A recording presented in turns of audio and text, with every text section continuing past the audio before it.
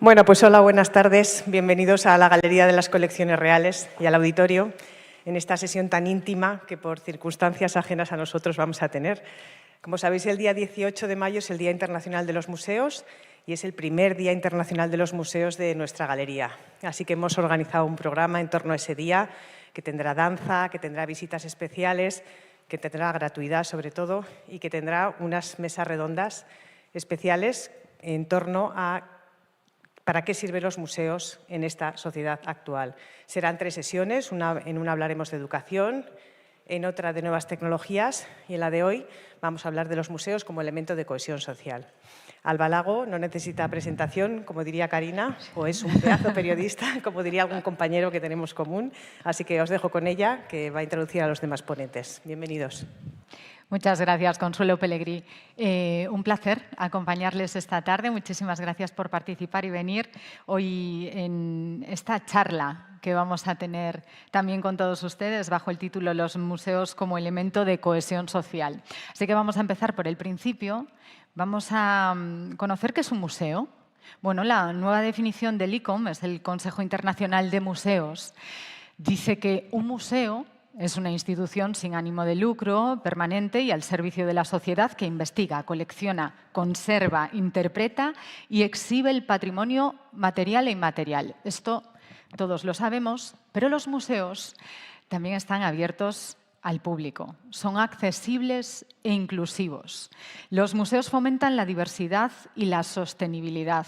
Con la participación de las comunidades, los museos operan y comunican ética y experiencias variadas para la educación, el disfrute, la reflexión y el intercambio de conocimientos. Por tanto, con este nuevo concepto ya no se habla de visitantes, se habla de comunidad. Ya no se habla de un edificio, se habla de un territorio abierto al público, no se habla de colección, sino de patrimonio. Y es un planteamiento totalmente nuevo ante una sociedad que demanda cada vez más al museo, que valora el conocimiento, pero también la autenticidad. Y, por tanto, sobre todo, un museo nos ayuda a reconocernos como parte de lo mismo. Y de eso, precisamente, vamos a hablar hoy aquí. Los museos como elemento de cohesión social. Y no voy a hablar yo, van a hablar ellos. Tengo un elenco de lujo que me acompaña hoy aquí, los voy a introducir. Cristina Arroyo, coordinadora de Acerca Cultura, programa de mediación entre el sector cultural y social para garantizar los derechos culturales de las personas en situación de vulnerabilidad. Bienvenida, Cristina. Buenas tardes.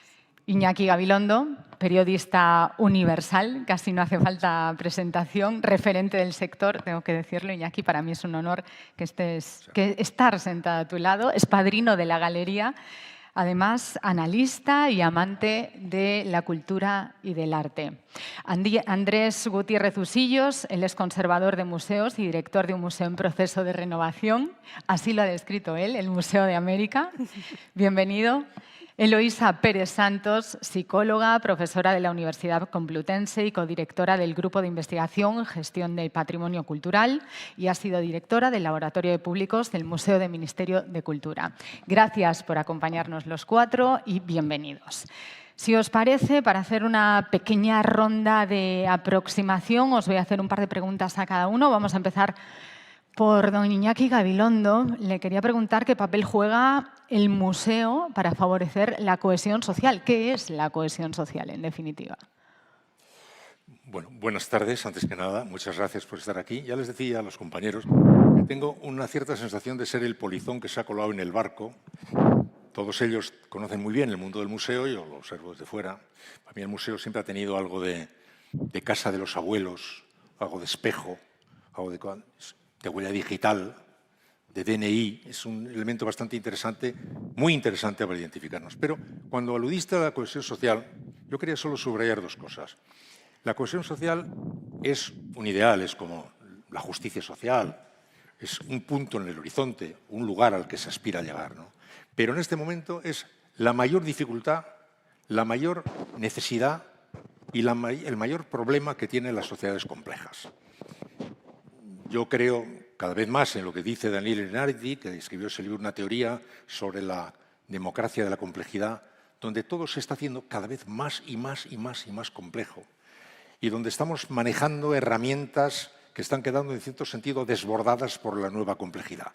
Como casi como en la política, ni los viejos catecismos abarcan la nueva realidad, prácticamente están siendo desbordados.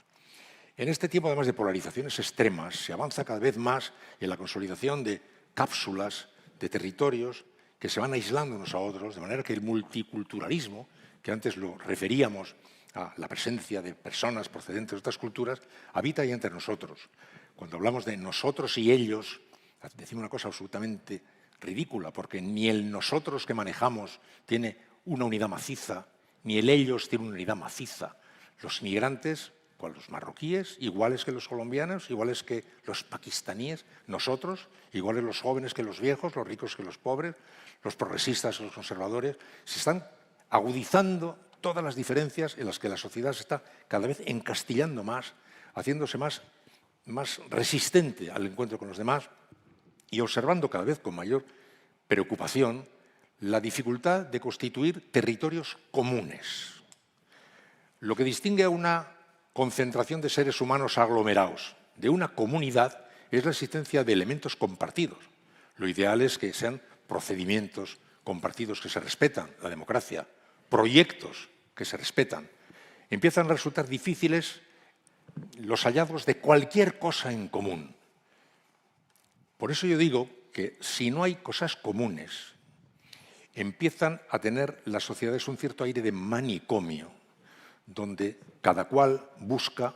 Por tanto, la cohesión social, que es una necesidad, siempre lo fue, para convertir los conglomerados humanos en comunidades humanas, está convirtiéndose en una dramática necesidad, cada día más imprescindible, más manifiestamente imprescindible.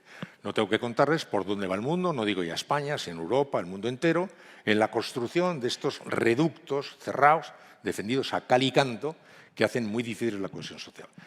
La cohesión social, por tanto, es una necesidad a la que se tiene que ir más o menos, que se tiene buscando por 50 millones de procedimientos. Diríamos que todos los seres humanos que creen en la democracia tienen que ponerse en posición activa de luchar por la cohesión social.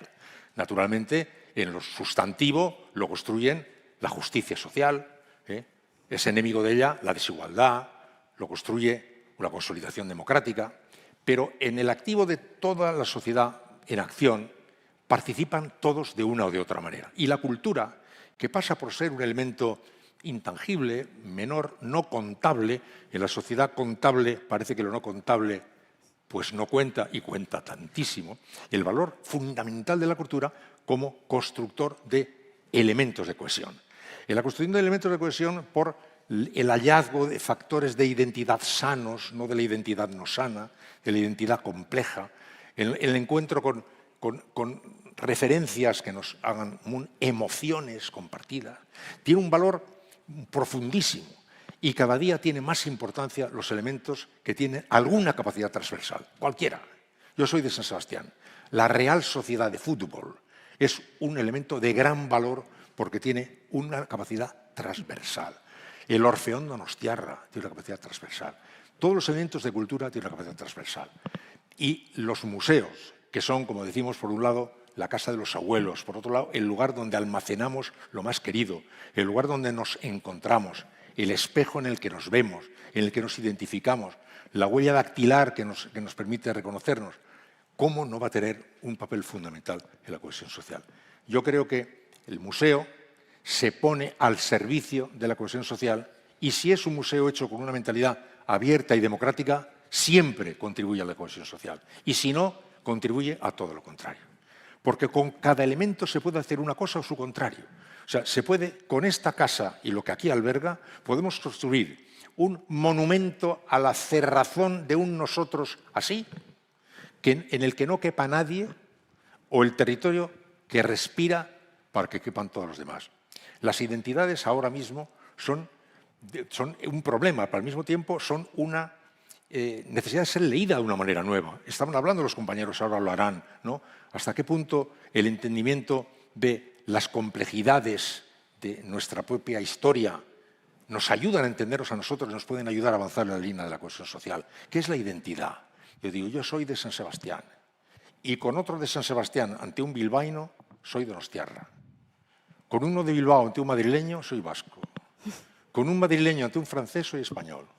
Con un francés ante un norteamericano soy europeo. Con un norteamericano frente a un chino soy occidental. Con un chino occidental soy... Y como decía Eduardo Carbonell, uno de los directores de Atapuerca, y cuando llegó el COVID hubiéramos debido aprender además que todos somos miembros de la misma especie. El museo y todo lo que desde el ámbito cultural nos mueva en la dirección del entendimiento de un nuevo nosotros, de un nosotros sano, de un nosotros no reduccionista, pues está verdaderamente jugando un papel capital. Creo mucho en eso, creo profundamente en la cultura. Decía mi gran amigo Emilio Lledó, solía decir, el mundo tiene verdades naturales, el fuego, el agua, la lluvia, pero el ser humano a lo largo de la historia ha construido elementos que ya tienen un valor esencial casi como el agua y el fuego, que son la belleza, la verdad, la hermosura, el arte, lo que llamamos la cultura. Bueno, yo creo, por tanto, que todos hemos de jugar en favor de la cohesión social porque es una necesidad urgente que, como no la vayamos llevando por el buen camino, puede hacer reventar nuestras sociedades. Y creo que la cultura, que pasa por ser un elemento ornamental, que parece que no pesa, es de lo que más puede pesar, para ayudarnos a ver qué somos, qué podemos ser, para ayudarnos a entender la complejidad de las identidades y para que nos veamos en el espejo como somos de verdad. Por tanto, creo en la necesidad de luchar por la cohesión social y creo que los museos lo hacen y lo deben seguir haciendo. La verdad que, Iñaki, te agradezco esta interesante reflexión porque además has tocado temas que abordaremos a lo largo de esta charla, como el concepto de identidad, profundizar un poquito más, ese punto de inflexión que supuso la pandemia y la dificultad de conseguir territorios comunes para obtener esa cohesión social. La pregunta ahora va para Cristina, porque me gustaría saber desde Acerca Cultura cómo trabajáis para favorecer esta cohesión social de la que acaba de hablar Iñaki. Pues para nosotros no existe cohesión social o no es posible la cohesión social si no partimos de la plena inclusión de todas las personas en la sociedad. Y el problema es quizá que todavía no se entiende muy bien o no compartimos muy bien de qué estamos hablando cuando hablamos de la plena inclusión de las personas. No podemos hablar de la plena inclusión desde la distancia ni desde la caridad. Tenemos que hablar de la plena inclusión desde los derechos que tenemos todas las personas y desde la responsabilidad que tenemos todas las personas para respetar los derechos de todas las personas. La inclusión es un derecho que tenemos todas las personas, absolutamente todas, por el mero hecho de ser personas. Es el derecho que tenemos a estar en los mismos espacios y a compartir los espacios donde están el resto de las personas, a sentir que los objetos, los espacios, los contenidos nos pertenecen, que nos podemos apropiar de ellos y, por supuesto, es el derecho que tenemos a participar en la vida comunitaria desde la igualdad de oportunidades, no desde la igualdad de condiciones, que esto también a veces es un poco pernicioso no hablar de la igualdad de condiciones porque ¿quién está poniendo esas condiciones de igualdad? Que normalmente no las ponen las personas que están en los márgenes. Y no podemos entender la vida comunitaria sin la cultura, es imposible. Si yo os preguntara qué hacéis normalmente en vuestro tiempo libre o qué hacéis los fines de semana, puedo apostar una mano, pero tampoco quiero ser demasiado valiente, a que el 90% de las personas que estaríais aquí me diríais que vais al cine, que leéis, que vais al teatro, que vais a los museos. Eso es cultura, es indisociable la vida comunitaria de la cultura. Todas las personas tienen que poder ejercer sus derechos y no tienen que pedirlos, es decir, yo tengo que poder ejercer mis derechos. Esto significa que el entorno, la sociedad, el resto de las personas tenemos una responsabilidad para poder desplegar los medios, los programas, los recursos para que todas las personas podamos ejercer nuestros derechos. Porque si la sociedad no despliega esos recursos y yo no puedo ejercer mis derechos, están vulnerando mis derechos, pero además me están discriminando. ¿Cómo vamos a hablar de cohesión social si todas las personas no podemos estar en los mismos espacios ejerciendo nuestros derechos? Así que en el momento en que los museos se abren, en los que los museos los habitamos y los transitamos todas las personas, con nuestras distintas necesidades, con nuestras distintas características, y los museos están preparados para recibirnos y que podamos disfrutar, ya están trabajando en la cohesión social, porque estamos todos pudiendo ejercer nuestros derechos culturales, que es un derecho, y el museo está siendo ese paraguas social que está velando por todos nosotros como sociedad. Y garantizan la accesibilidad universal, ¿no?, que hablábamos. Debieran garantizar Es uno de la los retos. accesibilidad universal, los museos debieran. Es el Tenemos siguiente aquí paso. un ejemplo de un museo que Andrés, lo te toca. garantiza. Te ha dado paso Cristina. A mí me gustaría saber, Andrés, bueno, que nos expliques un poco si ha habido un cambio en la sociedad que condiciona la mirada actual a los museos. Totalmente, sí, sí. Desde el siglo XX, final del siglo XX, que es un modelo de sociedad que ya se ha quedado en el pasado, ¿no? El arranque del siglo XXI supuso un cambio en la manera de ver las cosas, ¿no? Hay un libro que a mí me gusta mucho, que es el de Rolf Jensen, que es el Dream Society, la sociedad del ensueño, ¿no? Y él hacía una especie de análisis de perspectiva de futuro, ¿no? Él decía, en 1999 se acercaba al cambio de siglo y él decía, ¿cómo será la sociedad occidental, ¿no?, dentro de 20 años o de 25 años, ¿no? Y algunos de los modelos que él planteaba son los que estamos viendo ahora, que se están cumpliendo. También había otro modelo, ¿no?, el de la sociedad líquida, que también se está... O sea, ahora mismo un poco lo que decía Iñaki, ¿no? Estamos en este momento en el que no sabemos muy bien en estas sociedades que están deshaciéndose y tratando de reconvertirse, ¿no? Es un momento de transformación, de cambio, ¿no? Y los museos también, nos vemos reflejados en ese cambio que se produce en la sociedad occidental, ¿no?, en la que se cambian los valores. Por ejemplo, voy a poner un ejemplo que seguro que lo habéis escuchado más veces, el mercado de los huevos de gallina, ¿no? O sea, en 1999 lo planteaba Rolf Jensen, decía, ¿por qué vas a pagar más por unos huevos que realmente no sabes si apreciar si realmente tienen un sabor distinto? Lo que estás pagando es por lo que hay detrás de todo esto, por los valores que hay detrás del consumo de los huevos de gallinas criadas al aire libre, ¿no? Entonces, estás pagando por la libertad, por el respeto a la naturaleza, por el amor a los animales, no por el sabor del huevo, ¿no? Estás pagando por todo eso porque estás empezando a reconocer la necesidad de vincularte con una serie de valores, ¿no? Y la sociedad está reclamando eso, ¿no?, desde hace 25 años o antes, porque todo esto en los museos empezó mucho antes. O sea, ahora mismo estamos hablando de cohesión social y de la necesidad de la accesibilidad universal, pero es un tema que llevamos debatiendo en los museos, no sé, 40 años, 50 años, ¿no? Desde la nueva museología, desde los años 70, ¿no? Desde los años 70 se está viendo esa necesidad. Es decir, el último cuarto del siglo XX ya se estaba produciendo una transformación social que se ve clarísimamente a partir del arranque del siglo XXI, que se ve también un poquito más claramente después de la pandemia, ¿no?, de esa necesidad de lo emotivo, de las emociones, de los valores, de las sensaciones, de recuperar todo eso, esa vuelta también a lo tradicional, al pasado, alejarse de lo tecnocrático, de lo que era pues, bueno, pues la frialdad que a lo mejor la parte más tecnológica del siglo XX había implantado como un modelo, ¿no? Y todo esto se refleja en los museos, en las necesidades de dentro de provocar una transformación y en la exigencia que se produce desde fuera.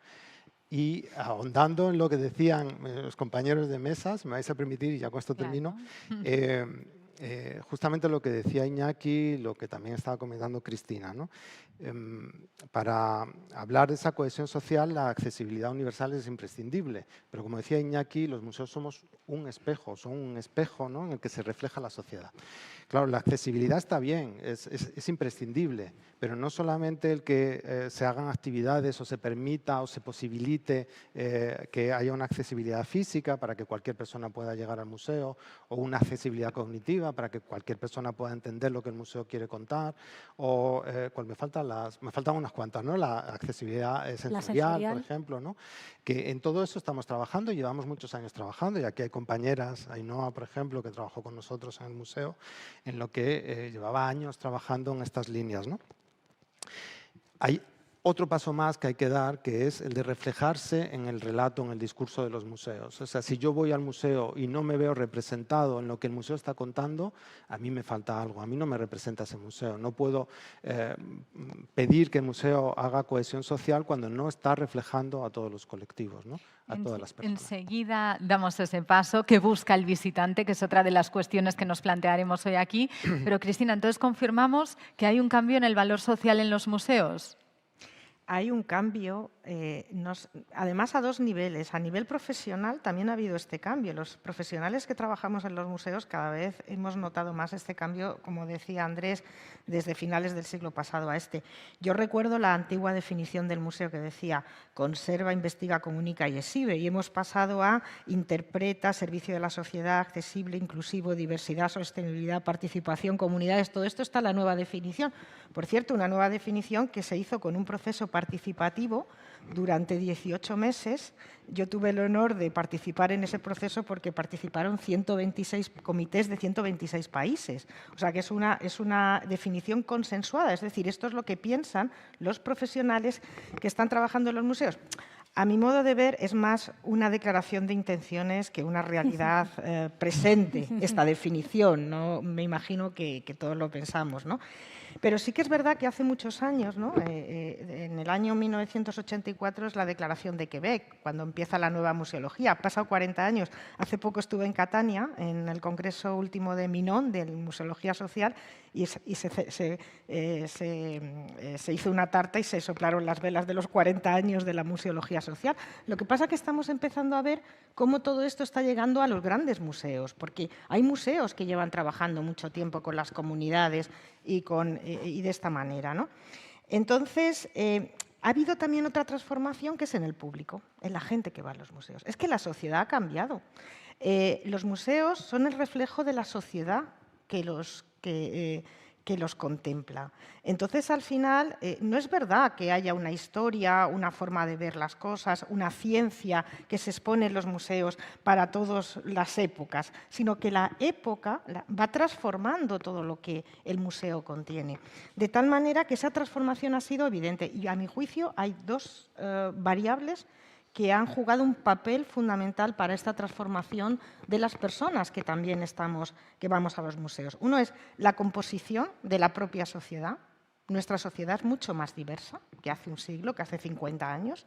Y esta diversidad, la sociedad ha cambiado, es más diversa y pide diversidad también allí donde va. Y pide otra narrativa para esa diversidad. Y por otro lado, la transformación digital. Porque evidentemente vivimos en una sociedad transformada digitalmente y nuestras experiencias son experiencias ya híbridas. Ya no vamos a un museo, vamos al museo con un móvil, con una audioguía, con una página web a la que nos conectamos antes, lo colgamos en redes sociales, vemos cosas. Es decir, estamos viviendo otra forma, otra experiencia. Estas experiencias han cambiado. Y eso ha dado lugar a una transformación importantísima. ¿Qué ha sido? Por una parte, la idea de este valor de los museos como lugares de bienestar, de cohesión, y esto es fundamentalmente desde la pandemia. En la pandemia todos éramos población vulnerable y por lo tanto nos dimos cuenta que la cultura era una forma de evitar esta vulnerabilidad, ¿no? Hay un estudio muy interesante, bueno, ha habido muchos estudios a partir de la pandemia sobre los contenidos digitales que se han colgado en las redes, ¿no? Y que la gente veía. Y a mí me gusta mucho uno que se hizo en Chile, donde se le preguntaba a la gente por qué se conectaba con los contenidos digitales. Y la contestación mayor, un 36%, era por mi salud mental. Me parece, bueno, soy psicóloga, me parece una contestación maravillosa. Es decir, necesitaba conectarme con un contenido cultural por mi salud mental. Y esto nos hemos dado cuenta todos, ¿no? Y de ahí también tiene que ver, bueno, luego a lo mejor podemos hablar un poco más del impacto social y cómo tiene que ver con esto. Hablemos ahora mismo, ya que bueno, has abierto esto de la pandemia y el punto de inflexión que supuso, y hablando del impacto social de los museos y de su efecto en el bienestar social, yo no sé si vosotros, Iñaki, ¿cómo viviste la pandemia? ¿Has consumido museos a través de redes sociales? Bueno, sí, bueno, yo regularmente sigo el mundo cultural con bastante naturalidad, ¿no? No, para mí la pandemia, lo más notable de la pandemia para mí fue el día que se declaró la relación del personal básico. Eso fue el día clave. Hubiera debido ser un antes y un después en la historia de la humanidad. Señores, retírense todos que no hace falta nadie, salvo los esenciales. Aquí va la lista de los esenciales. Barrenderos, carpinteros, tal y cual. El personal que la sociedad más desprecia, los últimos que se contrata, los primeros que se despiden, los que menos cobran, se proclama oficialmente que son los esenciales. Eso para mí fue lo fundamental. Bueno, respecto al no cambió nada después. Después de eso dije, hombre, ahora se actuará en consecuencia. Los periodistas también. Nada. Vale. Servicios Pero en el seguimiento, yo creo que la sociedad en ese tiempo de estupor, de desconcierto, de miedo, de pérdida, busca más los elementos en ciertos sentidos referenciales. Cuando alguien dice que la cultura es un elemento ornamental, no se da cuenta que es un valor, es de primera necesidad. La utilidad de lo inútil, ¿no? De primera necesidad. La primera necesidad para el animal humano es comer y tal. Pero para el racional humano, la cultura es una primera necesidad. En los momentos de estupor, de susto y desconcierto, se busca un poco lo que nunca muere, es decir, los elementos estables, los elementos de belleza, los elementos que nos expliquen, los elementos que nos ayuden a entender.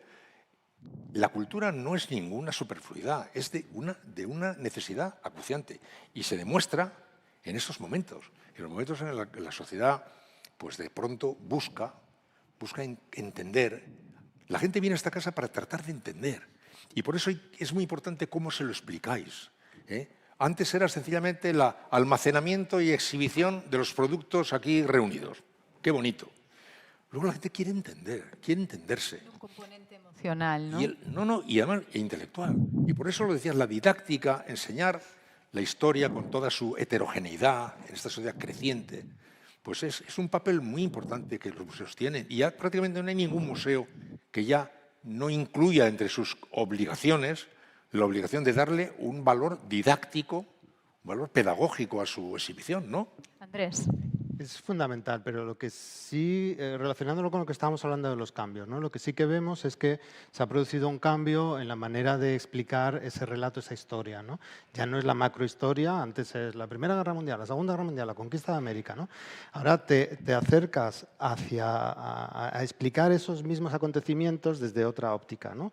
En lugar de hacerlo directamente con cifras, datos o los grandes personajes de la historia, lo haces a través del microrelato, la microhistoria, las otras personas que han vivido esos acontecimientos, que han estado excluidos muchas veces de ese relato, de esa historia, pero que te permite abordar desde lo micro a lo macro y entender un proceso con el que te vinculas. La parte emocional es fundamental, ¿no? Andrés, vosotros desde el Museo de América estáis poniendo en práctica planteamientos que hablan de una evolución de pensamiento, que ofrece diversidad de relatos y, de hecho, estáis revisitando un poco la historia. ¿Nos puedes contar algunos ejemplos?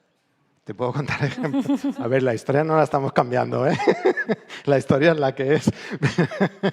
Pero sí que queremos contar la historia desde esa otra óptica, ¿no? Con otros protagonistas. Por ejemplo, cuando yo me he dedicado a precolombino, a la arqueología americana, ¿no? Y cuando he reestudiado, me he acercado de nuevo a las piezas que estaban en exposición, ¿no? Que estaban identificadas como figuras masculinas, ¿no? He visto claramente que eran representaciones femeninas, ¿no? Entonces surge la primera pregunta, ¿por qué se ha producido esto? Y no hace más que 30 años, o sea, el museo se inauguró hace 30 años. Es verdad que hace 30 años las prioridades o la manera de enfocar los estudios eran otras, pero ¿por qué se ha invisibilizado a la mujer? Y no solamente esto, cuando ya te acercas y ves que esta figura que dice cacique o esta que dice jefe y tiene representaciones claramente representadas, porque la figura está desnuda de cintura para abajo, por ejemplo, y ves claramente los genitales que son femeninos, dices, ¿qué es lo que está pasando aquí, no? Pues que se ha invisibilizado una parte fundamental de la historia en el que no se ha reconocido que la mujer pudiera haber desempeñado roles de rango, ¿no? como jefes, como caciques, como nobles, etc. Entonces, esto es fundamental que lo cambiemos porque estamos enseñando, durante 30 años hemos estado mostrando una parte de la historia en la que los caciques eran hombres, pero también, y en las crónicas lo hemos visto, había caciques mujeres, ¿no? Entonces, ¿Este es un planteamiento de descolonización? este es uno de todos los que puede haber, sí, claro. Este cambio en la mirada, este cambio de enfoque, darle un protagonismo a aquellos colectivos que han estado invisibilizados en un relato, ¿no? Esto sería la descolonización, ¿no? El enfoque de decir, bueno, ¿dónde están los otros? América, por ejemplo, otro ejemplo del museo es, no se habla de esclavitud ni de afrodescendientes. Y hoy América no se puede entender sin la presencia africana, ¿no? Entonces, este tema es fundamental que se aborde y lo tenemos que abordar, ¿no? Y otros muchos temas. Entonces, desde esta... enlazando una cuestión que comentaba antes Iñaki, ¿no? Sobre la construcción de identidades y tal, creo que lo que hemos hecho hasta ahora desde los museos probablemente es construir desde la diferencia, ¿no? Y pensábamos que nosotros creamos identidad sintiéndonos diferentes a los otros, a las otras personas. Y lo que hay que intentar es construir esa identidad desde la diversidad. O sea, yo no soy... tenemos que intentar que la diversidad que forma parte de nuestra sociedad exista, pero si lo que estamos buscando son las diferencias, saber qué es lo que nos... sobre todo porque uno intenta ser siempre el que se quede por encima, ¿no? Frente a los otros, pues aquí es donde se han construido relatos que probablemente están tergiversados, ¿no? ¿Y cómo se construye una identidad desde la diversidad? Es que yo creo que, tal como está hablando Andrés, los museos no son neutrales. Nunca lo han sido.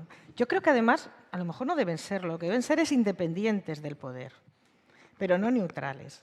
Pero sin embargo se han investido de esa neutralidad y han impuesto una mirada del mundo que era la mirada del poder, la mirada del que tenía el poder, ¿no? Ha sido pues, el patriarcado o la civilización occidental o el colonialismo o lo que sea, ¿no? Yo creo que la descolonización, malentendida hoy día, tal y como se está planteando, lo que sí que nos dice es que los museos tienen que abrirse a una sociedad diversa que tiene distintas formas de ver el mundo. Y esas formas de ver el mundo lo que crea es un diálogo, una reflexión, porque los museos no están para dar certezas, están para crear diálogos, para plantear preguntas, para que sea un foro de debate. A mí me gusta que además haya debate en cuanto a lo que tiene que haber y cómo tiene que contar la historia de los museos, porque eso quiere decir que están vivos, que están contando una historia que a todos nos interesa y todos podemos debatir de ella, ¿no? El problema que tenéis al hacer todo esto, que es, como lo dice exactamente, es los prejuicios ya instalados en la sociedad que crecen cada día más. Einstein decía que era más fácil disolver el átomo que disolver un prejuicio. Entonces, por mucho que se haga lo que decís, que es lo que hay que hacer exactamente, se topa con la resistencia de posiciones encastilladas de una manera absolutamente cerrada. Y entonces la oferta que tiene esa intención, no neutral, sino aportadora del objetivo, choca con los elementos de resistencia que militan en una determinada posición. Mirad, España, por ejemplo. Yo hice luego una cosa en la televisión de España. ¿Qué diablos es España? En España no estamos de acuerdo en nada. ¿América fue un orgullo para España o una vergüenza para España? Debate, o sea, no sé. La presencia de 8 siglos del Islam en España fue una presencia, ¿es nuestra historia o no? No es una historia de otro que un día los echamos a escobazos. Bien. Los comuneros, estamos con Ganivet o con Azaña, que no nos hemos puesto de acuerdo en nada. Y como ahora, además de no ponernos de acuerdo, se está viviendo de una manera muy militante esa hostilidad, la dificultad de esta acción imprescindible, y precisamente por eso más imprescindible toda una, es difícil, porque se topa con posiciones de resistencia cerradas en prejuicios, en combate. O sea, tú haces una lectura de la vida americana, de la historia de América, que tiene, como todo en la vida, pues luces y sombras y todo, etcétera, ¿no? Claro, la tienes que hacer como tú dices. El problema está en cómo la digiere la sociedad. Entonces yo digo, ante estas dos cosas podemos hacer o ponernos a llorar o hacerlo. Yo siempre he querido que hay que tener mentalidad de organizador de espectáculos al aire libre.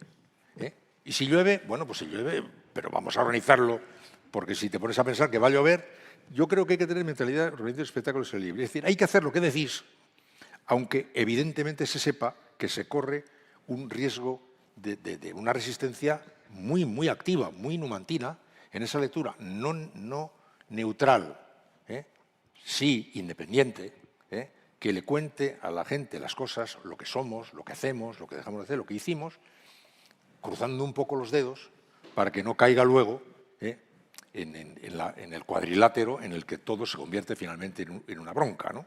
Y esta es la dificultad.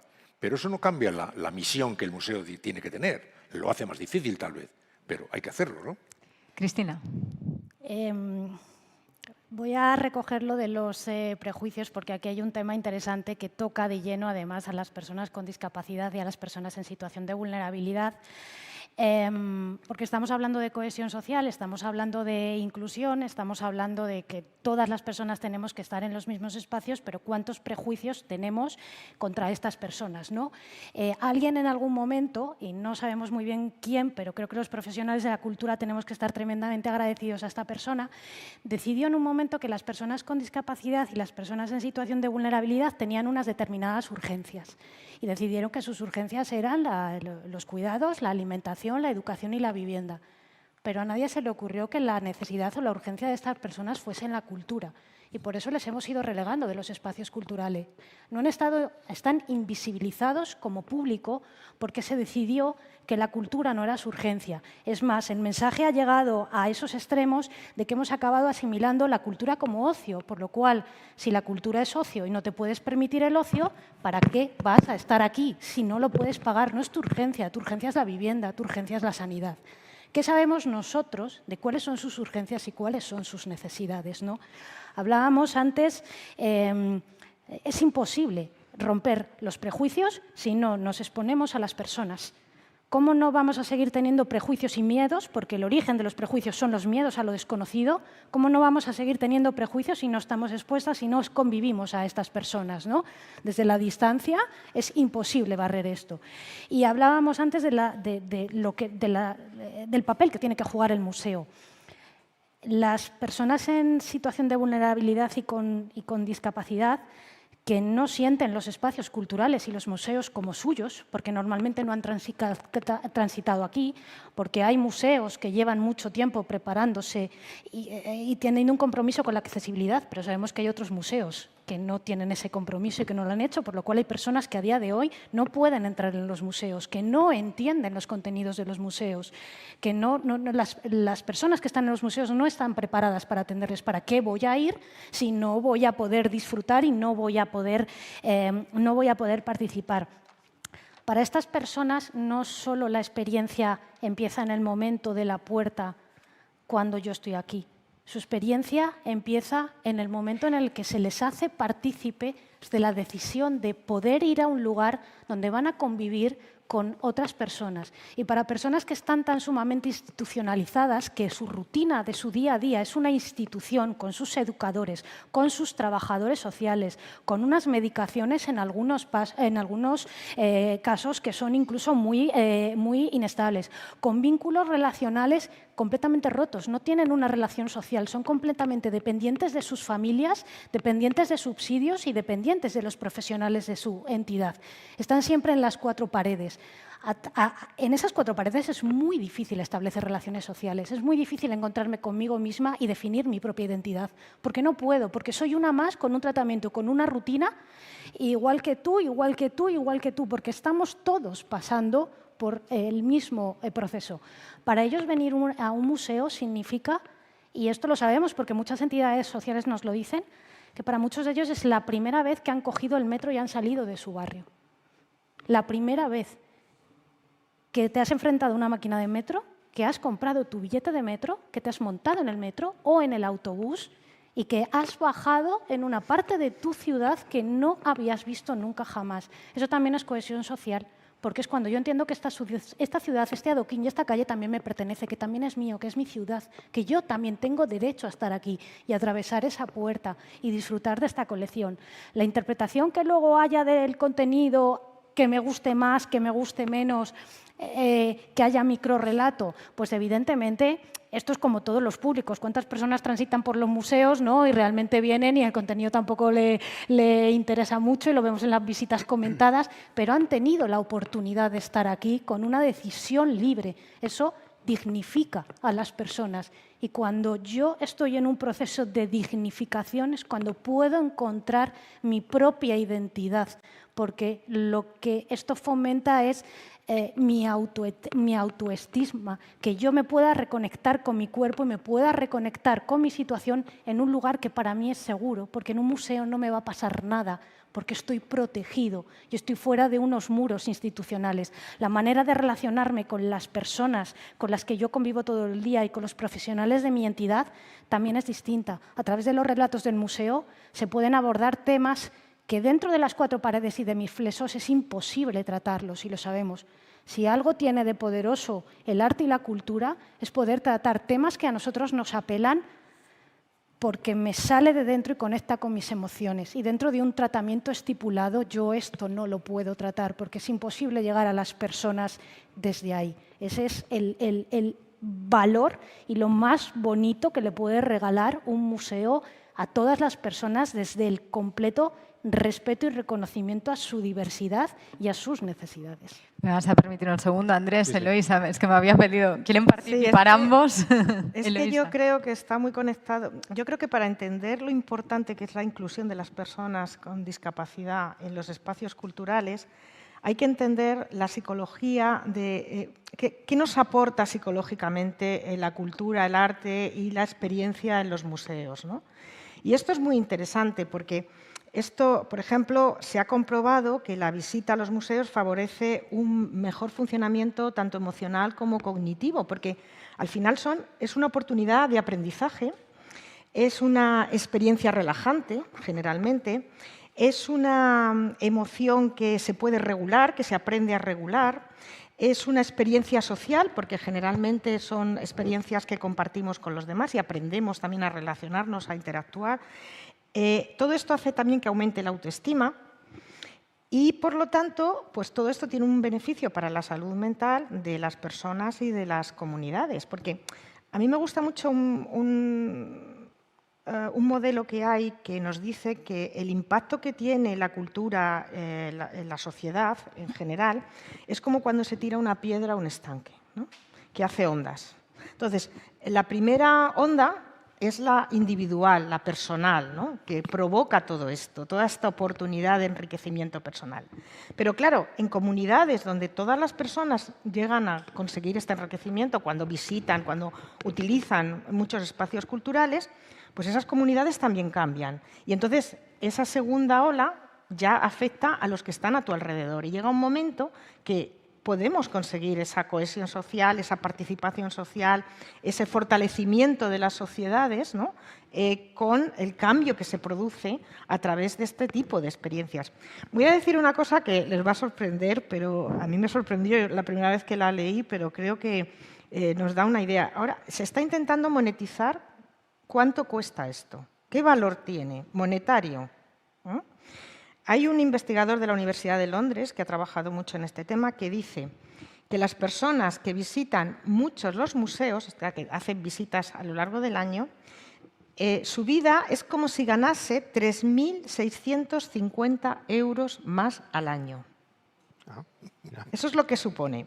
Bueno, pues hay un investigador norteamericano que está también intentando monetizar cuánto cuesta, cuánto es el valor monetario de la visita a un museo. Preguntándole a la gente, ¿usted hasta cuándo podría? O sea, ¿qué valor tiene recorrer estas salas y ver lo que hay aquí? ¿Qué valor le puedo dar yo, ¿no? Y este investigador dice que puede ser unos $400 una visita. Puede llegar hasta $400. Es decir, nos puede parecer curioso, ¿no? O raro este tipo de cosas, pero bueno, en una sociedad donde todo está bajo el prisma de lo económico, conviene a veces también pensar que la cultura tiene un valor y ese valor es muy importante. Y las sociedades donde este valor cultural es importante, donde se fomenta que los ciudadanos tengan estos hábitos culturales, es una sociedad más rica y, por lo tanto, es una sociedad con más cohesión social y con menos problemas, ¿no? Pero déjame que te diga, me parece muy interesante lo que has dicho tú, porque es cierto que la sociedad de todo lo... Pero, por otro lado, deberíamos también recordar todo lo que significa lo que no parece ser contable. Sí, sí, claro. A mí siempre me ha hecho mucha gracia cuando salen pues no sé, los indicadores del estado de bienestar, ¿no? Y te dan indicadores solo económicos.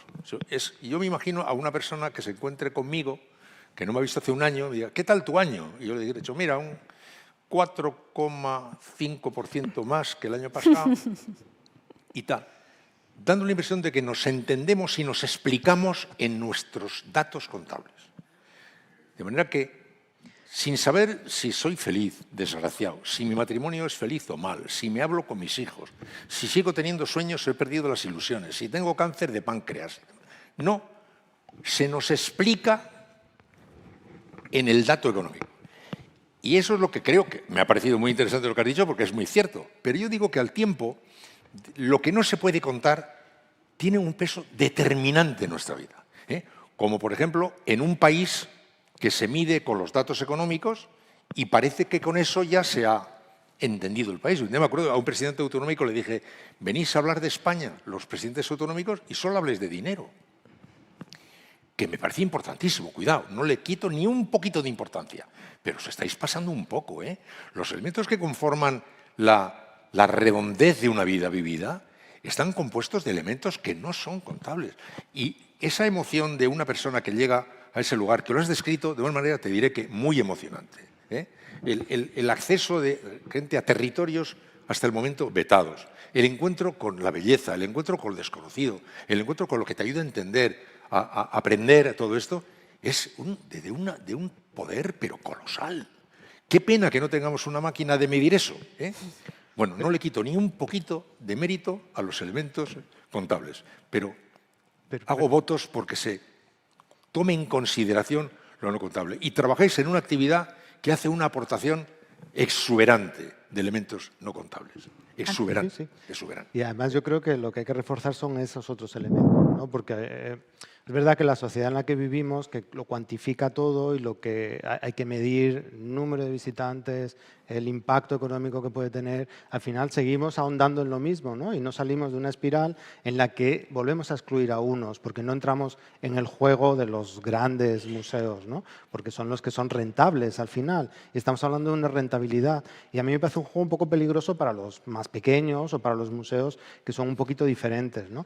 Y hay otros modelos, hay otras maneras, no ya en los museos, sino incluso en la propia sociedad. No se mide el Producto Interior Bruto, no sé si era Bután, un país que medía la felicidad, ¿no? La felicidad bruta. No sé cómo se mide la felicidad, pero se puede medir porque hay un país que lo está haciendo, ¿no? El índice de felicidad de los habitantes de un país. A mí eso me parece fantástico. Y es lo que tendríamos que intentar medir nosotros, no la cuantificación económica, sino ese índice del valor añadido que puede tener, no cuantificada, no en euros o en dólares, sino en felicidad, ¿no? En qué es lo que aporta, en cómo ha salido después con una sensación nueva, con una felicidad. Esa otra forma de medir las cosas. Y eso es lo que los museos también podemos aportar, porque museos como, voy a hacer publicidad, el Museo de América, por ejemplo, lo que ofrece son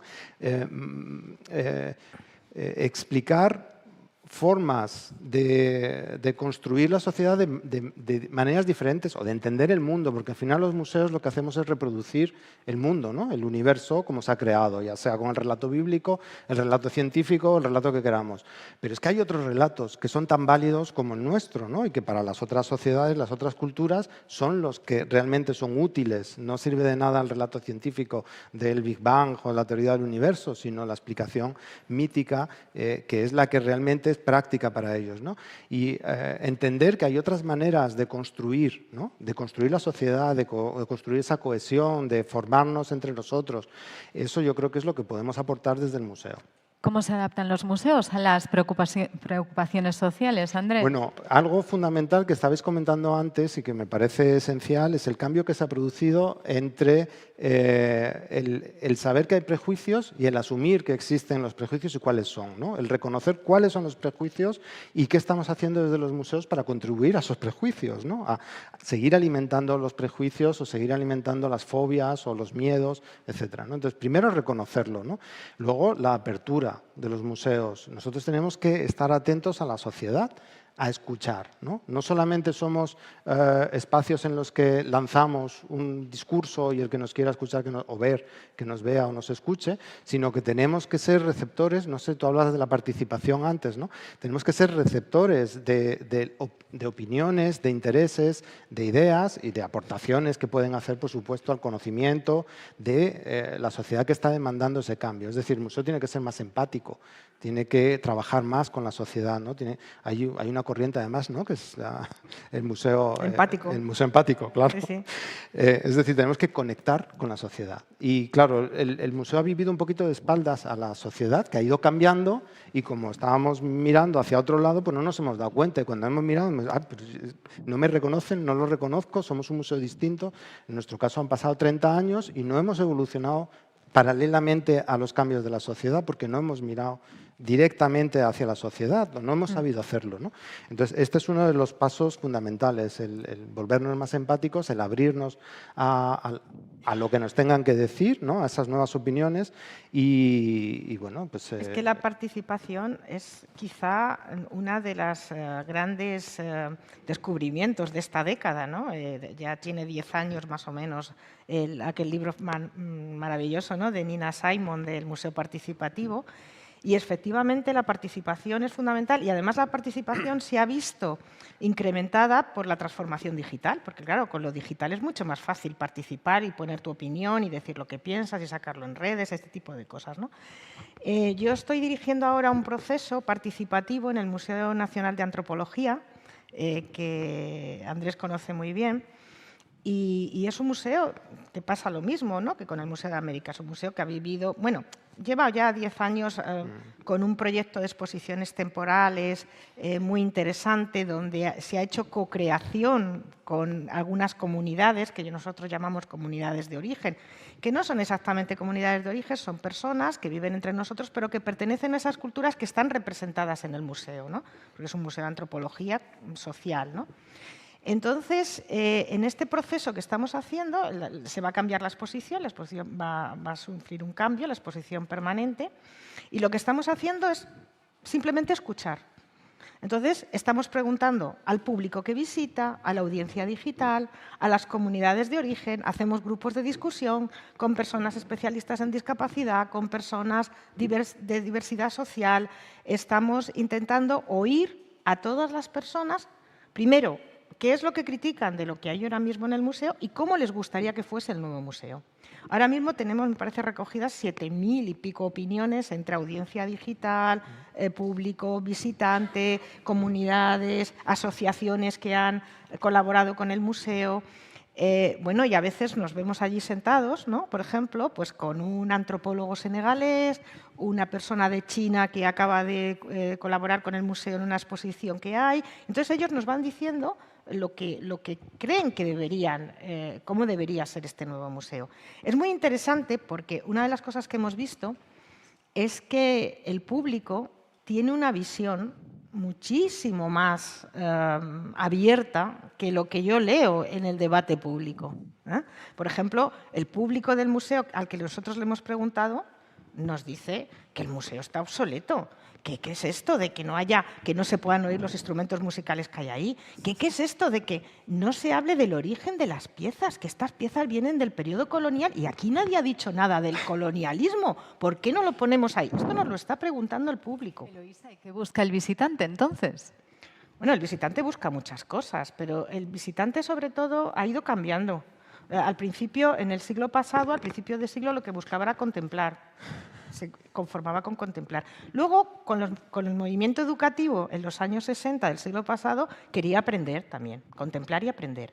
Pero luego enseguida se dio cuenta que también quería divertirse, porque era un museo solo aprender, entonces quería divertirse y aprender. A finales de siglo empezamos ya con lo emocional. Ya lo que yo quiero es emocionarme, que me sorprendan. Y ahora estamos en un momento que lo que quiero es vivir experiencias, que sean significativas estas experiencias. Que estas experiencias, sin renunciar a lo demás, es decir, yo quiero aprender, quiero contemplar, quiero emocionarme, pero quiero sobre todo que sea algo importante para mí esto que estoy haciendo, que sea significativa la visita. Y esto hay muchas formas de hacerlo ya. Esto es lo que se llama prosumidor, que es la combinación entre el productor y el consumidor. Es decir, el consumidor no quiere ser un consumidor pasivo, No. quiere participar del proceso de creación, de la elección de cuando vas a comprar un coche, antes te comprabas el que había y ahora quieres elegir las llantas, quieres combinarlo con un volante, con un asiento. Y los mercados están trabajando en este sentido porque el prosumidor, que ya lo decía Rolf Jensen en el 99, o no fue en el 2004, otro libro también, porque hay un Instituto de Estudios de Futuro en Copenhague, que a mí me parece fabuloso esto de pensar cómo vamos a ser dentro de 20 años, ¿no? Qué es lo que deberíamos hacer los museos para no quedarnos a la zaga, ¿no? Bueno, eso lo Entonces, hace la Asociación Americana de Museos, de vez en cuando saca un trench de estos, de cómo van a ser los museos en el futuro, ¿no? Claro, pues es que eso es lo que deberíamos porque la administración, nosotros trabajamos en la Administración General del Estado, se mueve de manera muy lenta, ¿no? A veces nos cuesta adaptarnos. Entonces, lo que deberíamos empezar a trabajar en cómo va a ser en el futuro para que cuando llegue ese futuro podamos estar a la par, ¿no? Este es un tema muy importante, estoy tocando ahora. Yo estoy haciendo una serie de, cuando ya no esté, consistía en que yo fui a entrevistar científicos por todo el mundo, por Asia, por todo Estados Unidos, por todos los sitios, para tratar de buscar una respuesta a la pregunta de qué va a pasar cuando ya no esté, lo que estáis vosotros diciendo, ¿no? Y entonces vine con un aprendizaje espectacular, porque descubrí que me había equivocado de pregunta. Porque la pregunta no es qué va a pasar, la pregunta es qué vamos a hacer. ¿Qué vamos a hacer? Porque si tú le hubieras estado a los científicos, yo preguntaba a un genetista, un experto en física cuántica, un experto en nanotecnología, que se me escapaba. ¿Y entonces qué va a pasar? Cuando me contaba las proezas, decía, no, yo le digo lo que la sociedad se va a encontrar encima de la mesa. Lo que la sociedad vaya a hacer de eso va a depender de qué respuestas jurídicas, morales, políticas, éticas le dé a las cosas. A mí no me eche encima la bola. Por tanto, me parece muy bien que los museos se planteen el tema del futuro, pero no tanto para hacer el ejercicio de adivinación o vaticinio y jugar a las profecías, aunque no está mal hacer un poco de prospectiva. Pero la clave es poner en manos de la gente la tarea de la responsabilidad. Perdona, querido, el futuro no está escrito. Y el futuro termina haciéndose como consecuencia de lo que los seres humanos hacen, lo que no hacen y lo que permiten que se haga. Por tanto, usted tome en cuenta todo esto que le estamos contando, pero no para jugar a las adivinanzas, sino para entender que tiene un papel activo, ¿no? En el fondo, todo lo que estás contando, todo lo que has dicho ahora me ha parecido fascinante. O sea, en el fondo la gente llega a decir, queremos que nos abráis nuestra mente. O sea, decía también decía, la mente humana es como el paracaídas, solo funciona si se abre. Y es verdad. Entonces, lo que más podemos hacer nosotros es contribuir, cada uno en su medida y los museos en la suya, a avanzar en el proceso de abrir progresivamente las mentes para que no caigan presas de las cápsulas de obcecación parcial en combate con las otras cápsulas de obcecación parcial. Que sea posible romperlas buscando territorios comunes como consecuencia de que la gente con mentes abiertas se quede un poquito de lo tuyo y un poquito de lo tuyo, pero no caiga abrazando las nuevas fes perpetuamente, ¿no? Porque es el peligro que tiene la sociedad. Yo creo que ese es un combate de toda la sociedad. Y en el tema de la cultura, pues, y el tema de los museos también. Yo así he ido siempre a los museos. Yo soy muy aficionado a los museos. Y tenía... Eres prosumidor, Iñaki. Mira, mi hijo Urco, al que tú conoces muy bien, te contará cómo nosotros todos los domingos por la mañana íbamos a un museo. Íbamos a un museo y si íbamos al Prado veíamos solo una sala y nos cogíamos el papelito de la otra. Mirábamos y tal, y a la semana siguiente íbamos a ver la otra sala, ¿no? Siempre he creído profundamente en el valor que tienen los museos, en el proceso de entendimiento. Yo quería que a mis hijos se les abriera la cabeza. No se me ocurría mejor manera de que se les abra la cabeza. Y es fundamental, pero también hay que tener en cuenta que los museos no son islas aisladas en la sociedad. Formamos parte de un sistema un sistema educativo, ¿no? Que es, tú has tenido una formación y por eso a lo mejor disfrutas de los museos o tienes esa manera de acercarte al arte, ¿no? Lo que tenemos que ver es que los museos forman parte de ese sistema de la sociedad y que nosotros somos a lo mejor la cara visible o la cara, no sé, ese espejo del que hablábamos antes, pero hay otros elementos dentro del sistema que también forman parte y es fundamental para construir esta cohesión social, que no quiero que nos vayamos del tema, para construir esa cohesión social, ¿no? Y empieza en la escuela, ¿no? En el colegio o en el instituto. Y en la familia. La familia, ¿vale? Que O sea, si no, nosotros nos van a derrotar los de la cancelación. O sea, solo podemos tener dos miradas. O una mirada abierta a las cosas que vaya progresivamente entendiendo con matices y cogiendo de aquí y de allá para hacerse su propio punto de vista sobre la vida, u otra caer en lo que está ahora tratando de caer el mundo. La cancelación. Esto no me gusta, lo elimino.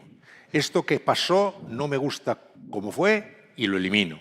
Y en vez de entender la historia de la humanidad como un proceso en el que hemos ido superando cosas como la esclavitud y enorgulleciéndonos de ese proceso, queremos borrar de la historia los elementos que ahora mismo no están de actualidad. Estamos en un momento muy importante. Sí, pero también se ha muy, borrado, muy delicado, muy delicado. Pero también se han borrado de la historia en los museos muchas cosas. Sí, pues porque por eso digo lo que tú decías del género, por ejemplo, ¿no? Pero también, por ejemplo, ahora esto que estaba yo contando del Museo de Antropología, ¿no?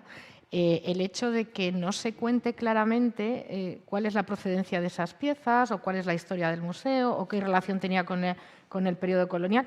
La gente entiende que cuando eso no se cuenta será por algo. Yo quiero saber qué ha pasado, quiero conocer de dónde son y además quiero la visión, quiero una visión integral, ¿no? Donde haya todas las voces me lo cuenten, todas las personas que han estado representando una determinada época, no solamente una visión unitaria, ¿no? Como teníamos antes, ¿no?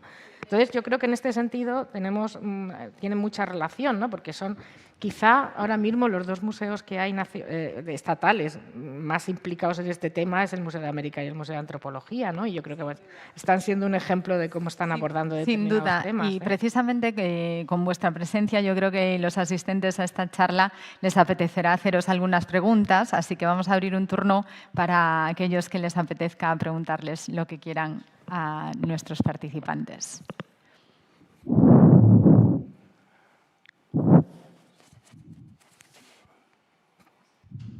Está todo clarísimo.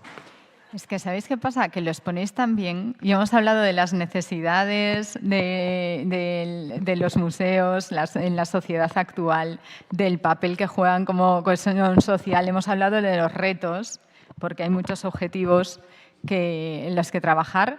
Yo no sé si alguien se anima a hacerles cualquier tipo de pregunta. Sí, Karina. Muchísimas preguntas, ¿no? Pero vamos, se me ocurren dos así.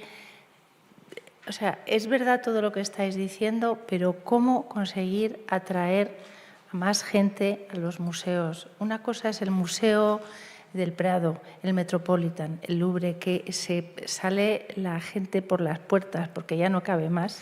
Y otra cosa es todos esos museos más pequeños que están haciendo un trabajo probablemente, no sé si más interesante, pero bueno, profundamente interesante, cómo llevar a la gente. Cómo llevar a gente, por ejemplo, como los jóvenes, ¿no? que es el gran reto para los museos. Ya sé que no me vais a dar una respuesta concluyente porque no existe, pero bueno, ¿qué estáis haciendo desde vuestro ámbito? No sé, Andrés, o no sé. Andrés, No, pues, te ha tocado. Es lo que decíamos antes, ¿no? Que la gente se acerca al museo si se ve representado en él, ¿no? Entonces, los jóvenes en el Museo de América, que ni siquiera muchos saben que existe, pero bueno, cuando ya se enteran de que existe, se imaginan que es un museo diferente al que es. Entonces, ofrecer actividades que estén vinculadas con esos sectores que queremos atraer es fundamental. Por ejemplo, abordar las temáticas que preocupan hoy en día a la sociedad, ¿no? Es la manera de que la sociedad se identifique con ese museo. Si hoy en día, por ejemplo, el tema de las identidades étnicas, identidades de género, es uno de los aspectos que están preocupando, pues vamos a hacer una exposición, y que es lo que hemos hecho, ¿no? Una exposición sobre identidades de género, para explicar desde el museo, desde esta perspectiva antropológica, con las colecciones del museo y otras colecciones, lo que permite a la gente entender. Y aquí tengo una anécdota que, si me permitís, la cuento, porque claro, es lo que a uno le da a entender realmente esa responsabilidad social que tenemos desde el museo, que la hemos asumido, la interiorizamos y la intentamos cumplir, pero nunca terminamos de verla materializada. Bueno, pues con la exposición de Trans, Diversidad e Identidades que dedicamos a las personas transgénero en el 2017, en una de las visitas había una pareja y me preguntaron si era el comisario, ¿no? Le dije que sí. Entonces llamaron a la hija, que era una niña que tendría, no sé, 10, 11 años, una niña transgénero, ¿no? Una niña trans. Y los padres estaban emocionados. Me agradecieron el haber hecho la exposición, ¿no? O sea, la niña se había leído todas las cartelas de la exposición, se había comprado el catálogo. ¿Por qué? Pues porque al final ella se estaba viendo representada en algo que el museo nunca había contado previamente, ¿no? En ningún museo probablemente, tú vas a un museo y una persona transgénero no se ve reconocida o representada. Entonces, el que esta niña haya vivido esa experiencia, se haya visto feliz leyéndose todas las cartelas, para mí ya fue súper satisfactorio. Yo creo que eso es a lo que tendríamos que ir. Y por eso hablaba antes de ese reflejo en los museos y de esa necesidad de que los museos bueno, pues, permitan identificarse o reconocerse a los colectivos que no han estado visibles anteriormente. Y yo creo que hay un tema aquí también de hábitos. O sea, creo que es verdad que a veces nos ponemos a hablar de los nuevos públicos y llegamos tarde para hablar de los nuevos públicos, porque los públicos son de derecho desde el momento en el que nacen con 0 años. Y a mí me da mucha envidia todos esos países donde desde las etapas educativas más tempranas fomentan ese arraigo y esa conexión de los niños con su patrimonio y con la identidad de su país, ¿no? Hay en verdaderos países donde se cae una iglesia o arde algo y lo hemos visto y la gente hace colectas y se moviliza. Aquí tenemos la lista roja de Hispania Nostra, de patrimonio cayéndose a trozos y a nadie le importa. Yo creo que esto es un tema de hábitos, igual que en los colegios también se fomenta mucho la lectura, ¿no? Y es indudable, y ahora mismo se está fomentando mucho todo lo que es las finanzas personales, ¿no? Se está trabajando mucho por ahí, por el ahorro energético y el cambio climático, se está metiendo desde pequeños. ¿Por qué no se está trabajando esta curiosidad de que tú desde pequeño tengas la curiosidad y sepas y entiendas que no todos los museos son el Museo del Prado, sino que hay museos que tratan otras narrativas, otras colecciones y que tengas la curiosidad tú de ir? Porque si cuando eres pequeño naces en un contexto vulnerable donde tu familia no es consumidora de cultura, tu familia no te va a llevar. Porque tus padres probablemente no han sido consumidores de cultura. Entonces, o tienes ese refuerzo escolar y alguien te lleva, o cuando llegues a los 18 años y nunca has pisado un museo, o tienes la suerte de que un amigo tuyo, que va a ser tu mayor influencer, te diga vamos al museo y vas con tu amigo, pero porque te lleva tu amigo, o tú de manera independiente, va a ser muy complicado que vayas, porque solo no vas a ir. Irás en grupo, con la presión social, con que otros te lleven.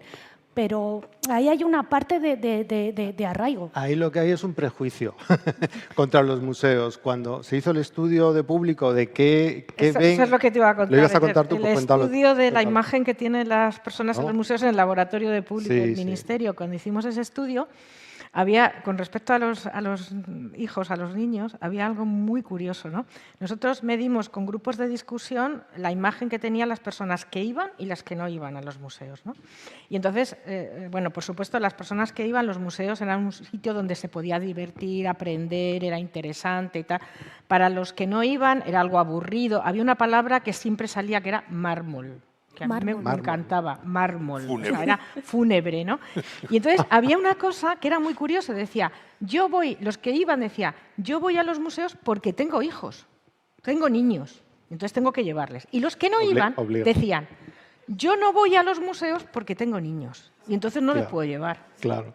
Entonces te das cuenta que no son las circunstancias personales, específicas, a veces cuando hablamos de barreras y tal, no es tanto las barreras como lo que tú decías, como los prejuicios, la imagen que tenemos, hay que cambiar esa imagen, ¿no? Y por eso es tan importante abrir.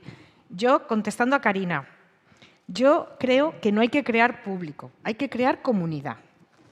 O sea, ahora mismo, por ejemplo, en el Museo de Antropología, en el estudio que estamos haciendo, no solo está sirviendo para ver lo que piensa todo el mundo, sino que estamos creando una comunidad que ahora todo el mundo está muy interesado y entonces empiezan a traer a gente a ver el museo. Es decir, hay que crear una comunidad de intereses con respecto al museo. Y, por ejemplo, con respecto a los jóvenes, esto sí que hay muchos estudios en muchos países, ¿no?